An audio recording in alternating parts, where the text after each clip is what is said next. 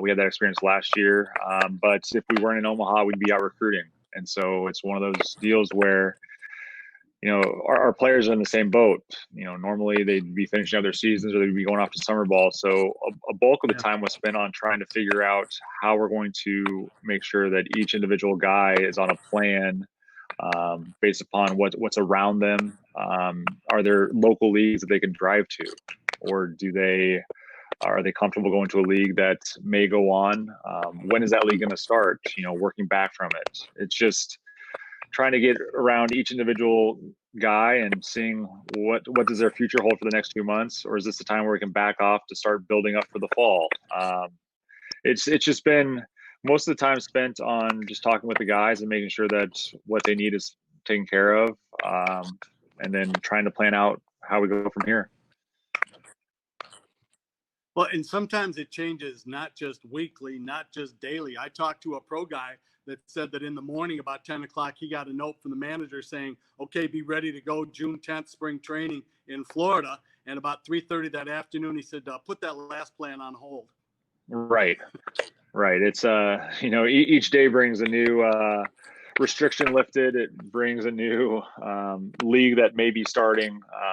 So yeah, it's been a challenge for sure, but now we're getting to the point where most guys have a plan, whether it be a local summer ball league or if it's just taking this time to, maybe focus on other aspects of our delivery, give our arm a break, and start the on-ramp for the fall. Okay, so I know that you're a big believer in the feel of the game and the competitiveness and having all the inside things and the stuff that you look for, but you've also developed a great reputation around baseball as one of the really bright young minds as far as breaking down the analytics and the actual physical, the physics of what the baseball does on its way to home plate. That's why you've been pursued by a mess of major league organizations to be their pitching coach. How did you get into that side of it? How did you get into the actual physics of what the baseball does? That's entirely thanks to the Dodgers organization, and very, very smart people that I got to work around. Two specifically stand out, and Brandon Gomes, who's now one of their assistant GMs, and Dr. Jimmy Buffy, who has started his own company now, away from the Dodgers just in the past year. But their understanding of the movement of the baseball and how to sequence pitches and how to look at a guy's stuff and think of what he could be. Just hearing how their minds worked, and being around them on a daily basis, just open up that door, and thought, well, if we're doing this with guys that are 18, 19, 20 years old out of the draft, it could easily be done in the college game as well. And so when Michigan called, it was like, this could be a no-brainer if we could take some of the stuff that we were doing with the Dodgers and bring it to, it's the same age kids, and kids want professional style development when they're in college. So why not bring that to them and open the books, open everything to them, let them be a part of their own process. And understand more about themselves and understand how they can develop further and still bring it a couple of steps further. You've got some of the Pitchlogic baseballs that the Michigan pitchers are using, and essentially there are 12 metrics, and we'll put a picture of the app in as we talk about it a little bit later on. But the 12 metrics that are in there, so you got arm slot, and you've got spin direction and break force, spin broken down 3 different ways, backward and forward extension, and movement. If you're starting with your college guys and they don't have a lot of background in it, where are the simple areas that you start at as you start explaining what they need to learn about those different kinds of metrics? Just starting to have them understand where their arm slot is. It's very easily shown on the ball and on, or I guess not on the ball, but on the phone, on the app. Then I would start with, how much gyro spin are they putting on a ball when they're just playing catch or when they're throwing their fastball. And that's an easy determining factor of where we need to go from or where we need to go to. And ultimately, those would be the 2 things I look at first, arm slot, and then, how much gyro spin are we putting on the baseball? Are we actually releasing it properly? So with gyro spin, and on the app it's called rifle spin. Yep. And by the way, if you tap the rifle spin spot on the app, it will convert to spin efficiency. For those of you out there that are watching this that might pick one up, it will convert to spin efficiency. So that's applicable too. Talk a little bit, if you would, about spin efficiency, and spin efficiency in terms of a fastball, and spin efficiency in terms of breaking ball and off-speed stuff. Yeah. So with a fastball, whatever axis or we throw from, we want to have, especially with our fastball, as close to 100% of that spin that we're imparting on the ball go towards movement. If we get around the baseball at all, just slightly, we're cutting off the efficiency of the pitch. If you think about a bullet coming out of a gun, it's spinning frequently, but the face of the bullet is going in a straight line towards the target, even though it's spinning a lot. And that's the same thing with a baseball. If I'm getting around the ball slightly, I'm causing some of that gyro spin that doesn't affect movement. It's still spinning, and these devices, they pick up the total spin, and that's combined like you guys do with the rifle spin and the true spin.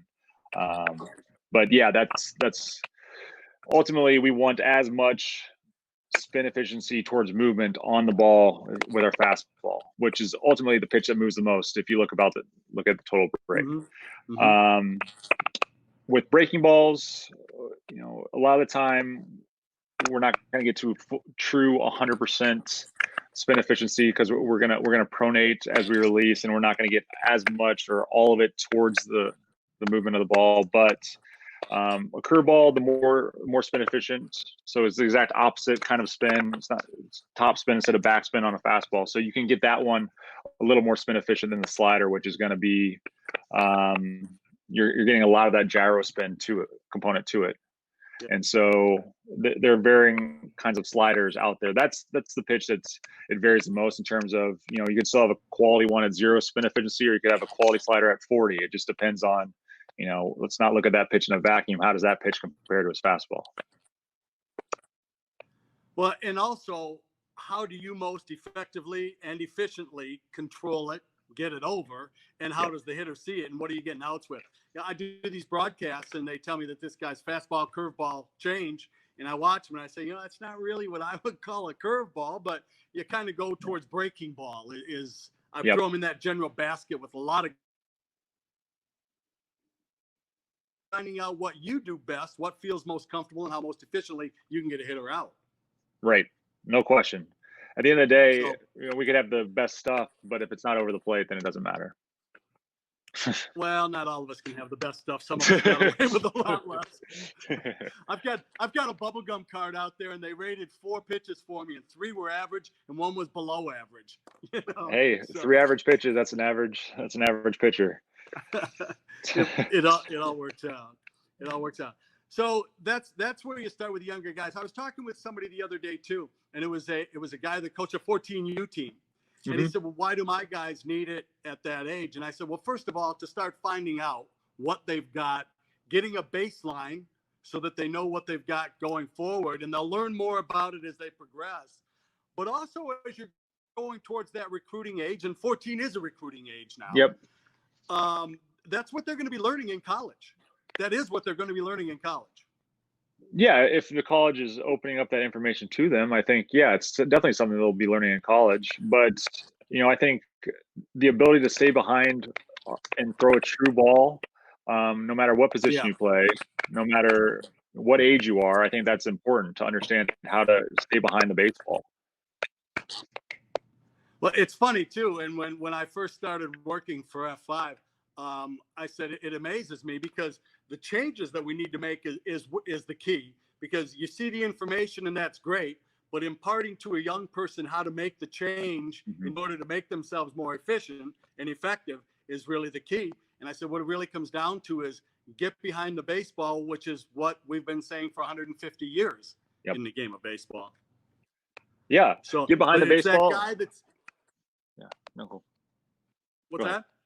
No, I was going to say, get behind the baseball and actually understand where on the baseball you're holding it and where your pressure is. Because a lot of kids, they don't throw from the center of the baseball. They'll be on the side of it. just from the start, and so they can't get behind it. And a lot of that comes because they've just never been exposed to somebody that would tell them that this is the kind of thing that they need to do. So, yeah, I know we've shown you the an advanced app that's going to be coming out probably the end of this month, and you'll probably be getting to see it maybe a little bit quicker than some. But awesome. But there's going to be some really exciting stuff, and showing, explaining a little bit some of the different things, and using some video and all different kinds of ways that you can learn better individually. Bottom line is, it comes down to, you've got to be able to make those adjustments for yourself when you're on the mound, because you sometimes don't have the luxury for that between innings, because you don't always get to that between innings to get into the dugout to talk to the coach. You've got to know what's inside you and be able to make those judgments. And that's just learning about yourself. Absolutely. And that's, hopefully over the course of time, as our players at Michigan, by the end of it, they can be their own pitching coach. Where don't have to always have something to say to get them locked back in. They can just ultimately make that adjustment. So by the time they get the pro ball, they're going to have a different pro coach maybe every half season. And so it's just understanding who you are. If we can help them understand that, we're going to be as confident and as good as possible. So.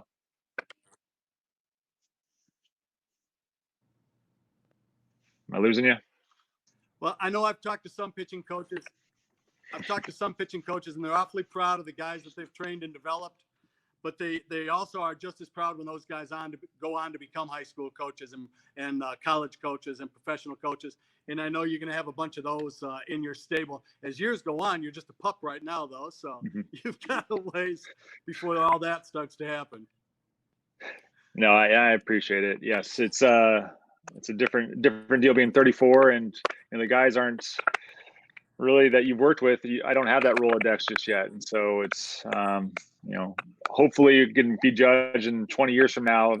Have coached a lot of great dads, great husbands, great community members, and that'll be the best part of being a coach. Well, you're doing a great job of it, and a lot of people got a lot of exposure to it when you finished second at the College World Series last year. Just a lot of amazing experiences. Tell us a little bit about the gentleman that had the 2 complete games one day. Yeah, John Kerr. So Jimmy Kerr's grandfather. That's an unbelievable story. Through 2 complete games and a double header in their regional. I think it was in '62, obviously, since they won the '62 championship. But through 2 complete games in the regionals, sending them to Omaha. That's a pretty special story. Well, Moby Benedict had me throw back-to-back complete games Saturday and Sunday, and I thought that was a lot. I read about the guy did it in one day, and I quit telling that story. Hey, Larry, I don't know which is more amazing. You threw back-to-back complete games on a Saturday and Sunday? Yeah. Oh my gosh, that's maybe more impressive. We had 2 guys that were doing, Mark Weber and myself. We're doing the majority of the pitching, and we had a saying: it wasn't spawn and Sane and pray for rain. It was Sorensen and Weber and pray for bad weather. Oh my God. Oh my God. That's even more impressive to have that soreness. That was back in the day. In the day. Hey, I can't thank you enough for the time. I really appreciate it. And hopefully we can do this again as we get down the road a little bit, and we can talk about some new and interesting things. Best of luck to you and everybody up in Ann Arbor. Thanks for joining us, and we'll do it again. Thanks so much, Larry. Stay safe down in there in Winston-Salem, and can't wait to do this again once we see the new metrics. Sounds good. Yeah, that's awesome. Chris Fetter, pitching coach at University of Michigan.